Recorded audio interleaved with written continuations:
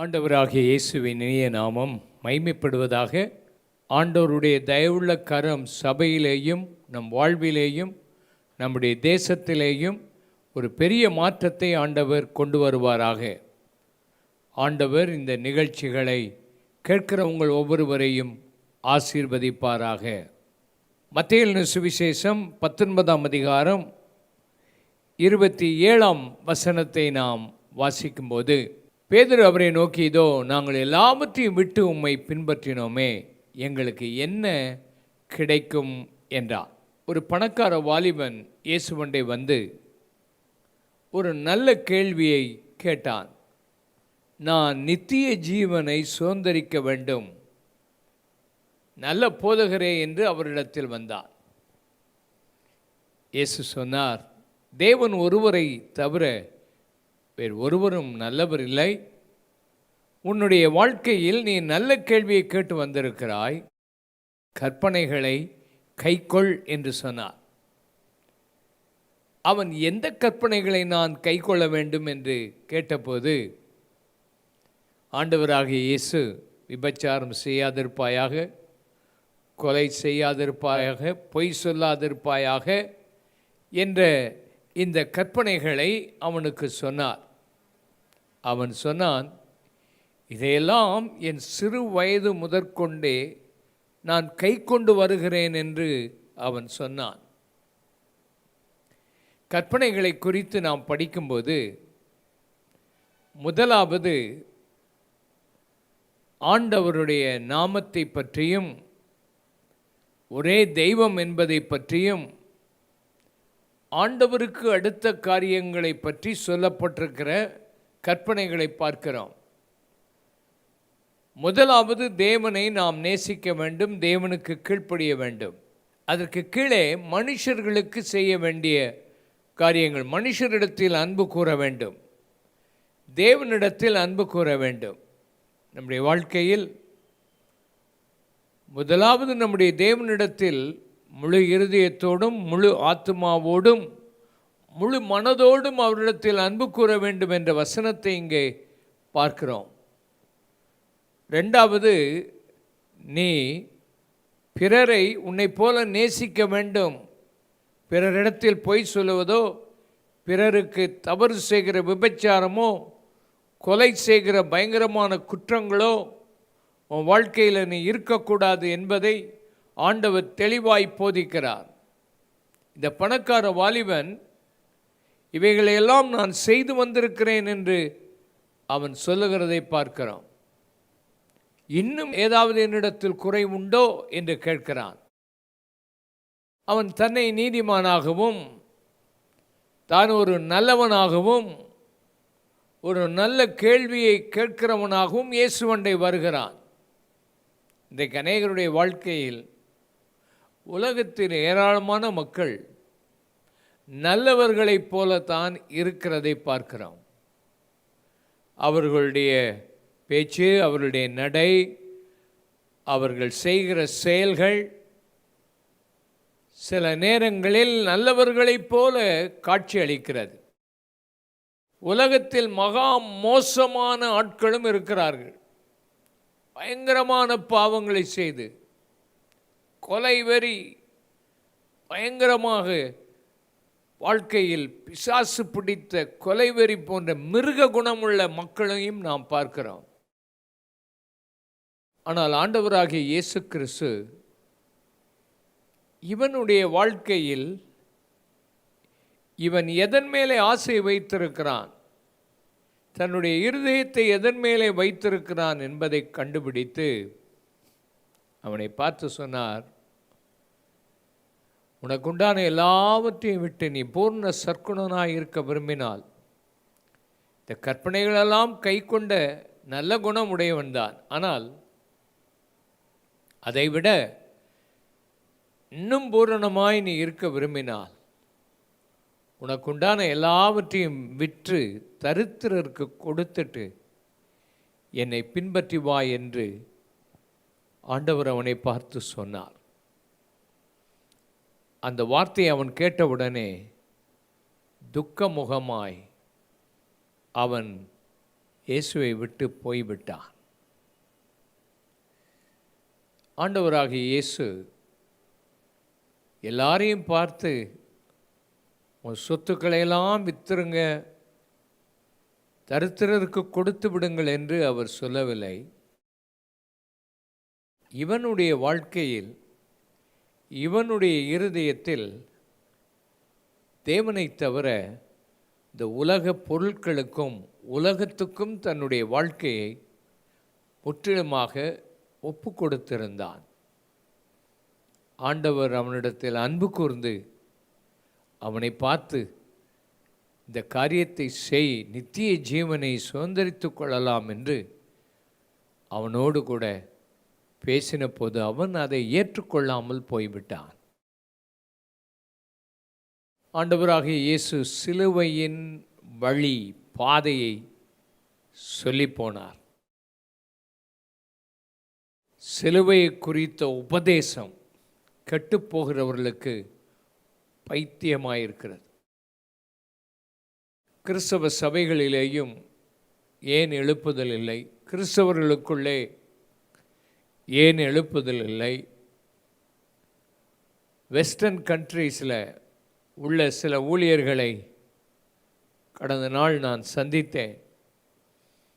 அவர்கள் தங்கள் நாடுகளிலே உள்ள சபையின் நிலையை குறித்து வேதனைப்பட்டு சபையிலே எழுப்புதல் இல்லை என்று அவர் சொல்லிக் கொண்டிருந்த போது, அவர்கள் ஆராதிக்கிற மெட்டீரியலிசம், உலகப் பொருள், சம்பாத்தியம், சொத்து, பணம், பொருள் இவைகளையே நம்பி இருக்கிறதுனால அவர்கள் அந்த எழுப்புதலை காண முடியவில்லை. இந்திய சபைகளிலே, ஆசிய நாடுகளிலே உள்ள மக்கள் சபைக்கு வரும்போது அவர்களும் தேவைகளுக்காகத்தான் அதிகமாய் சபைக்கு வருவதனாலே தேவை ஒன்றை மாத்திரமே மனதில் வைத்து தங்களுக்கு பல தேவைகள் உண்டு என்று சொல்லி அதற்காக மாத்திரமே வருகிறதை பார்க்கிறோம். இதனாலே எழுப்புதல் இல்லை. மனிதனுடைய உள்ளமெல்லாம் தனக்கு என்ன கிடைக்கும், தனக்கு வரப்போகிற லாபம் என்ன, தன் வாழ்க்கையில் எந்த சுகத்தை அனுபவிக்கலாம், இவைகளையே மனிதன் நினைத்து கொண்டிருக்கிறானே தவிர இவைகளையெல்லாம் விட்டு ஆண்டவரை பின்பற்றுகிற அந்த சிலுவையின் பாதையை அநேகர் விட்டுவிட்டபடியினால்தான் எழுப்புதலை காண முடிகிறதில்லை. உங்கள் வாழ்க்கையில் ஆண்டவராகிய இயேசு இதை சொல்லுகிறார்.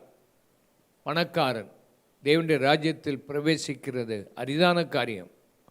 ஒட்டகம் ஊசியின் காதில் நிலைவதை பார்க்கிலும் ஒரு ஐஸ்வர்யவான் தேவனுடைய ராஜ்யத்தில் பிரவேசிப்பது அரிதான காரியம் என்று இயேசு சொன்னதை சீஷர்கள் கேட்டுவிட்டு, அப்படியானால் யார் ரட்சிக்கப்பட முடியும்? மனுஷனாலே கூடாதுதான், தேவனாலே எல்லாம் கூடும், தேவனால் மாத்திரம்தான்.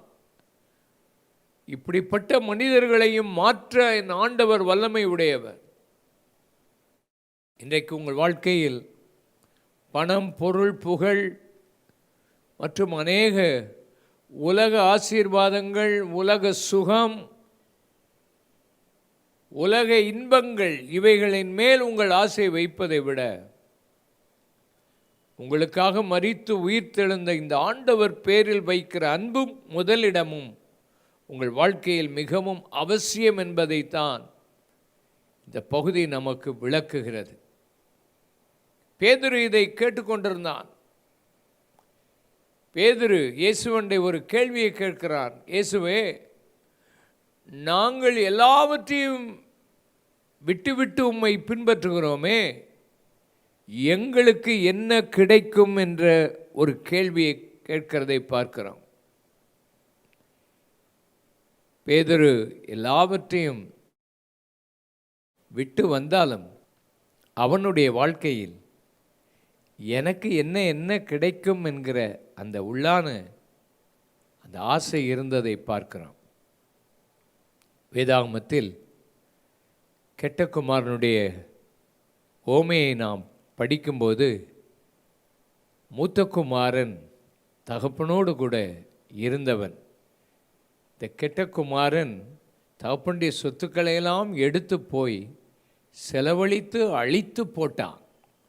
ஆனால் மூத்த குமாரனோ தகப்பனோடு கூட இருந்தான், தகப்பனிடத்தில் கூடவே வாழ்ந்தான். ஆனால் அவனுக்கு உள்ளத்தின் ஆழத்தில் தன்னுடைய இளைய சகோதரன் வீட்டுக்கு வந்த உடனேயே அவன் தகப்பனிடத்தில் கோபப்பட்டு தகப்பன்கிட்ட கேட்குறான், தகப்பனே, இவ்வளவு நாள் நான் உம்மோடு கூட இருந்திருக்கிறேன், எனக்கு நீர் என்ன கொடுத்தீர்? ஒரு ஆட்டுக்குட்டியை கூட எனக்கு கொடுக்கவில்லையே என்கிற உள்ளம் அவனுக்குள்ளே இருந்ததை நாம் பார்க்கிறோம். நல்லவன் தான், தகப்பனோடு இருந்தவன் தான். கெட்டகுமாரனைப் போல சொத்துக்களை அழித்து போட்டவன் அல்ல. தன்னுடைய உள்ளத்தின் ஆழத்தில் எனக்கு என்ன கிடைக்கும் என்று சொல்லி வீட்டுக்கு வெளியவே நின்று கொண்டானே. வீட்டுக்கு வெளியே போனவன் மனம் திரும்பி உள்ளே வந்து, நான் எந்த தகுதியும் மற்றவன், வீட்டிலே ஒரு வேலைக்காரனாக என்னை வைத்து கொள்ளும் என்று சொல்லி மனம் திரும்பி இருக்கிறான். நல்லவனாக இருந்தவன் தனக்குள்ளே தனக்கு என்ன கிடைக்கும் என்கிற எண்ணத்தோடு வாழ்ந்து கொண்டிருக்கிறதை பார்க்கிறோம்.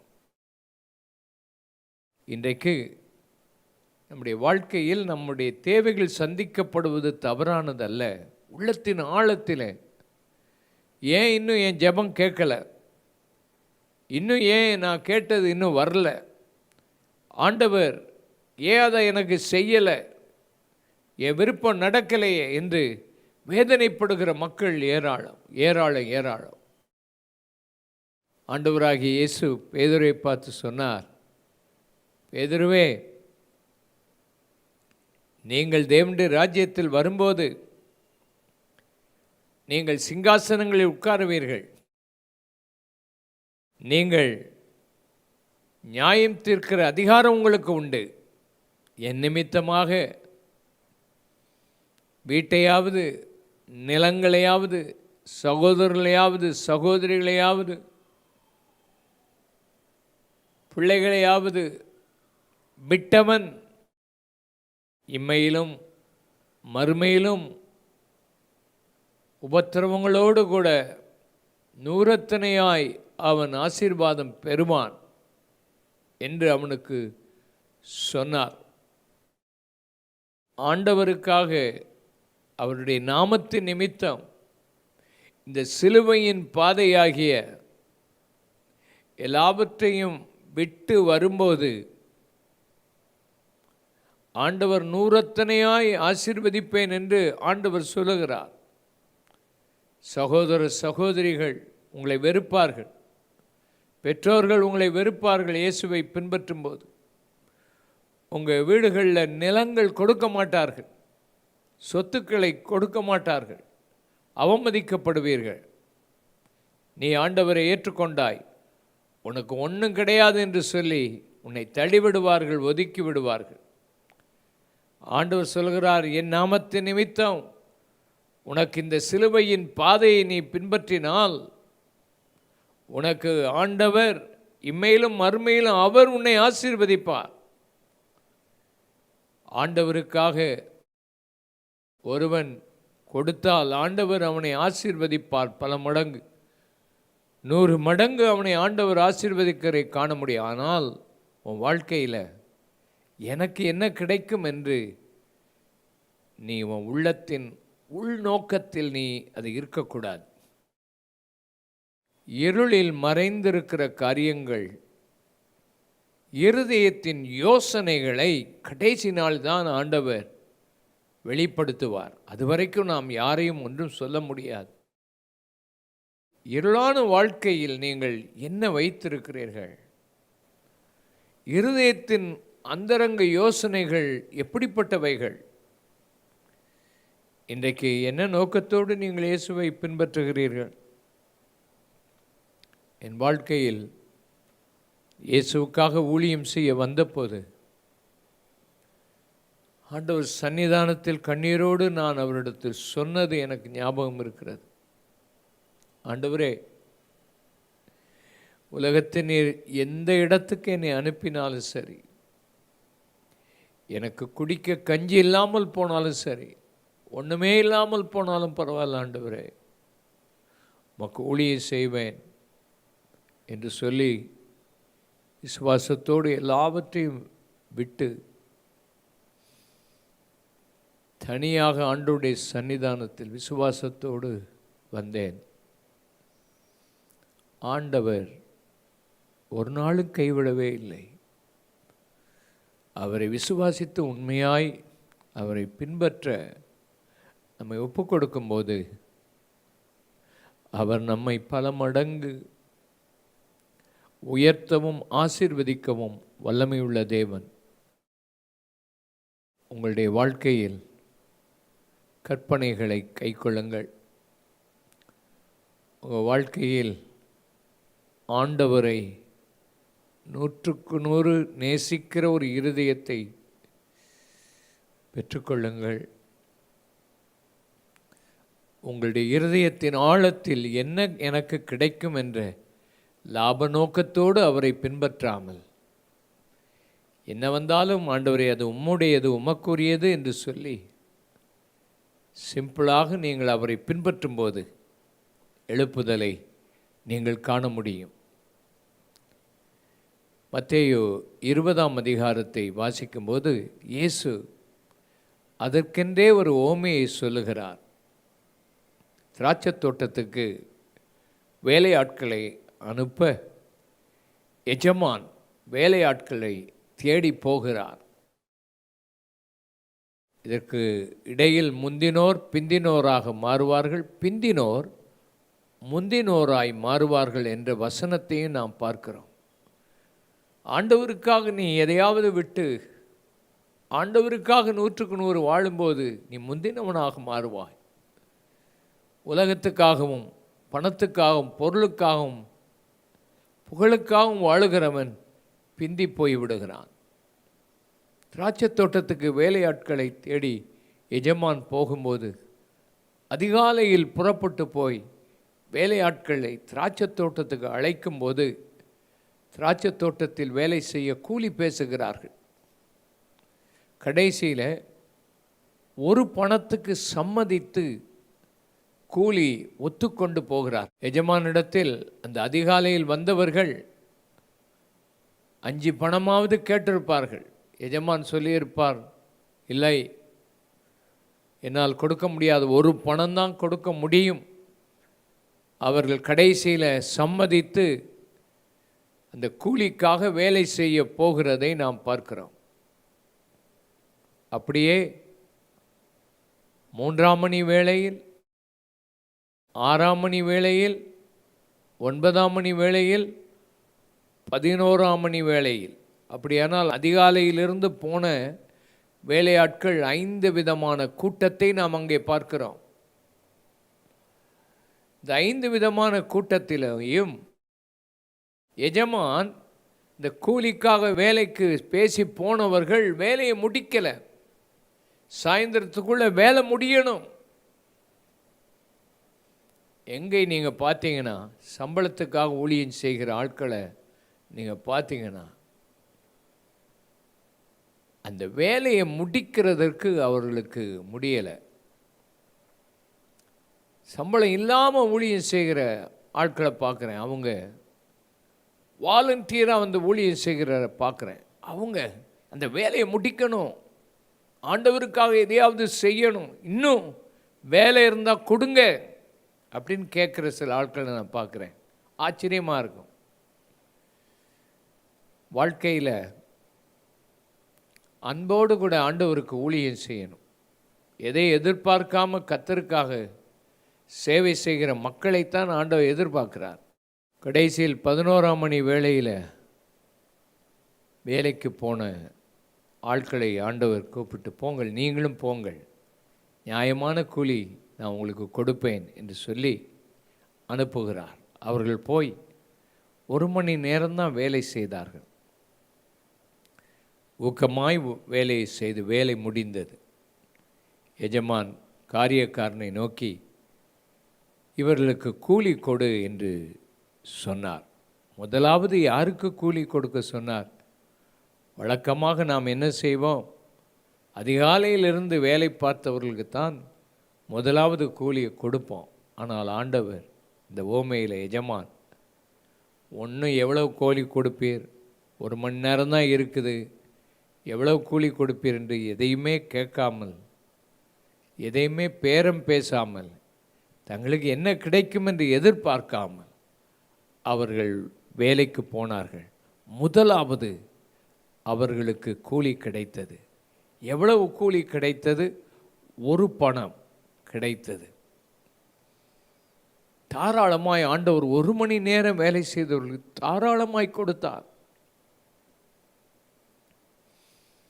நம்முடைய ஆண்டவர் தாராளமாய் கொடுக்கிறவர். அவருக்கு உண்மையாய் எதையும் எதிர்பார்க்காமல் உண்மையாய் ஊழியத்தை செய்தவர்களை ஆண்டவர் தாராளமாய் ஆசீர்வதிப்பார். தாராளமாய் ஆண்டவர் ஆசீர்வதிப்பார். ஆண்டவருடைய அந்த கிருபை, அதை புரிந்து கொண்டவர்களுக்கு தான் தெரியும். எதையும் பேரம் பேசாமல் எவ்வளவு கூலி கிடைக்கும் என்று எதிர்பார்க்காமல் போனவர்களுக்கு ஆண்டவர் தாராளமாய் கொடுத்தாரே. பின்னால் இருந்தவர்கள் எப்பவுமே அவனுக்கு பணத்தில் தானே குறி. முதல்ல போனவன் எவ்வளோ வாங்கினான்னு கேட்குறான். 1 பணம். அப்போ இவங்க நினச்சிக்கிட்டாங்க, நாங்கள் 12 மணி நேரம் வெயிலில் வேலை செய்திருக்கிறோம், எங்களுக்கு 12 பணமாவது கிடைக்கும், அதிக பணம் கூலி கொடுப்பார் என்று நம்பி அவங்களும் கூலியை வாங்க வந்தபோது 1 பணம் தான் அவங்களுக்கும் கொடுத்தார். அப்பொழுது அவர்களுக்கு எரிச்சல் வந்தது, முறுமுறுப்பு வந்தது. 1 மணி நேரம் வேலை பார்த்தவங்களுக்கு 1 பணம், 12 மணி நேரம் வெயிலில் உஷ்ணத்தை தாங்கி கடினமாய் உழைத்த எங்களுக்கும் 1 பணம் தான். அப்போ எஜமான் சொன்னார், நீ 1 பணத்துக்கு சம்மதிக்கவில்லையா? நீ கேட்டதை நான் கொடுத்தேனா? உனக்கு நான் தப்பு செய்யவில்லை. நீ சம்மதித்தபடி உனக்கு நான் கொடுத்தேன். அவர்களுக்கு நான் 1 பணம் கொடுப்பது அது என்னுடைய இஷ்டம், என்னுடைய தயவு அது என்று சொன்னதை நாம் பார்க்கிறோம். அப்படித்தான் ஆண்டவருடைய ஊழியத்தில் எதையும் எதிர்பார்க்காமல் கர்த்தருக்கு நான் இதை செய்கிறேன் என்று சொல்லி உண்மையாய் சந்தோஷமாய் நிறைவாய் செய்யும்போது ஆண்டவருடைய ஆசீர்வாதத்தை காண முடியும். முறுமுறுக்காமல் எல்லாவற்றுக்காகவும் கர்த்தரை ஸ்தோத்திரம் பண்ணி, இந்த விஷயத்தில் யாரெல்லாம் உண்மையாய் ஆண்டவருக்கு ஊழியம் செய்கிறாங்களோ, எந்த விசுவாசியானாலும் சரி, ஆண்டவர் மேலே உள்ள அன்பினால் அவரை சேவிக்கும்போது அவர்களை ஆண்டவர் கைவிட மாட்டார்.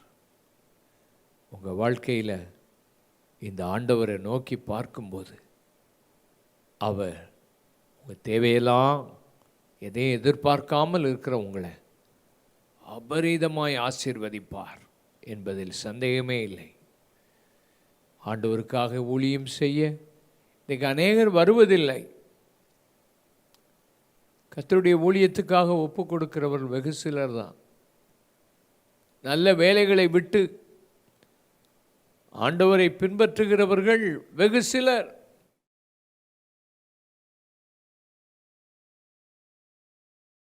இன்றைக்கு பிள்ளைகளை ஊழியத்துக்கு ஒப்பு கொடுக்கிறவர்கள் வெகு சிலர்.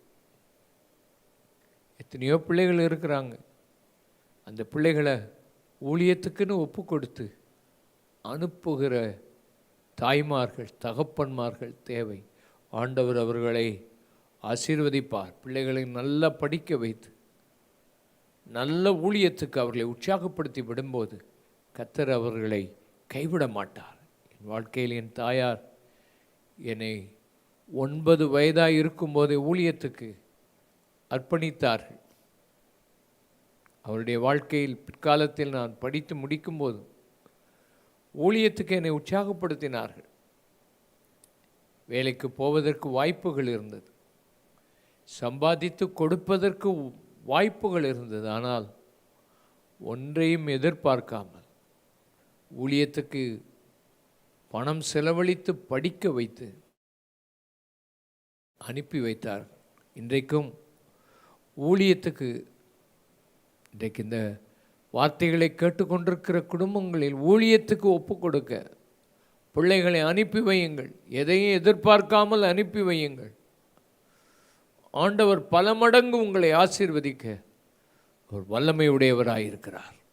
இன்றைக்கு உங்கள் வாழ்க்கையில் இந்த ஆண்டவரை நோக்கி பார்த்து ஜெபம் பண்ணுங்கள், ஊழியத்துக்கு அர்ப்பணியுங்கள். பிந்தி அந்த வசனங்களை வாசித்து பார்க்கும்போது இயேசு தான் பரியாசம் பண்ணப்பட்டு கொலையுண்டு மரிக்கப் போகிறேன் என்று அவர் சொல்லுகிறார், தாராளமாய் சொல்லுகிறார். சிலுவையின் பாதை, எருசலேமுக்கு நான் போகிறேன், அடிக்கப்பட போகிறேன், பரியாசம் பண்ணப்பட போகிறேன். சிலுவையின் பாதையை பற்றி பேசுகிறார். சீஷர்கள் அதை குறித்து கவலையே படலை. யாக்கோபின் யோவானின் தாயார் இயேசுவண்டை வந்து கேட்குறாங்க, என் பிள்ளைகளுக்கு உம் வலது பக்கத்திலும் இடது பக்கத்திலும் நீர் உம்முடைய ராஜ்யத்தில் வரும்போது இடம் கொடுப்பீரா? சிலுவையின் பாதையை தேடலை, பதவியை தேடுகிறார்கள். எங்கே உட்காரணும்? ஆண்டவர் சொல்லுகிறார், அது எனக்கு அடுத்ததில்லை, அது பிதாவுக்குரியது. நான் குடிக்கும் பாத்திரத்தில் நீங்கள் குடிப்பீர்களா? நான் பெரும் ஸ்நானத்தை பெறுவீர்களா? 3 விதமான ஸ்நானம். ஒன்று ஞான ஸ்நானம், தண்ணீரில் மூழ்குவது. 2வது பரிசுத்தாவியின் அபிஷேகத்தில் ஸ்நானம் பெறுவது. 3வது த பேப்டிசம் ஆஃப் சஃபரிங், பாடுகள் கஷ்டங்களை நீங்கள் அனுபவிப்பீர்களா? ஓ, செய்வோம். ஆனால் அந்த காரியம், இதை மற்ற சீஷர்கள் கேட்டபோது இவங்க பேரில் எரிச்சல் ஆகுறாங்க. இயேசு அவர்களை கிட்டத்தட்ட வரவழைத்து, புறஜாதிகள் தான் இப்படி அதிகாரம் செலுத்தி இருமாப்பாக இருப்பார்கள், உங்களுக்குள்ள இந்த ஆவி இருக்கக்கூடாது. உங்களில் முதன்மையாக இருக்கணும்னு விரும்புகிறவன் கடைசியானவனாக இருக்கணும். உங்களை பெரியவனாக இருக்கிற விரும்புகிறவன் ஊழியக்காரனாக மாறணும். சிலுவையின் பாதை, மனுஷகுமாரனும் ஊழியம் கொள்ளும்படி வராமல் ஊழியம் செய்யவும் அநேகரை மீட்கும் பொருளாய் தன் சொந்த ஜீவனையும் கொடுக்க வந்தார். ஆண்டவராகிய இயேசு கிறிஸ்து ஒரு நல்ல மாதிரியை வைத்திருக்கிறார். எதையும் எதிர்பார்க்காமல் கர்த்தரை சேவிப்போம். எனக்கு என்ன கிடைக்கும் என்று எதிர்பார்க்காமல் ஆண்டவருக்காக ஊழியம் செய்வோம். சிலுவையின் பாதையை தெரிந்து கொள்வோம். நம்முடைய தெய்வத்தை நேசிப்பதில் முதலிடம் கொடுத்து எல்லாரையும் நேசிப்பதற்குரிய இருதயத்தையும் அன்பையும் பெற்றுக்கொள்வோம். ஆண்டவர் எழுப்புதலை அனுப்புவார். ஆண்டவர் இந்த வார்த்தைகளை ஆசீர்வதித்து உங்களோடு கூட பேசுவாராக. ஆமென். ஆண்டவரே, இந்த வார்த்தைகளை ஆசீர்வதியும், உம்முடைய பிள்ளைகளை பலப்படுத்தும், இதன்படி வாழ எங்களுக்கு உதவி செய்யும். உம்மை தவிர வேறொரு விருப்பம் எங்களுக்கு வேண்டாம்.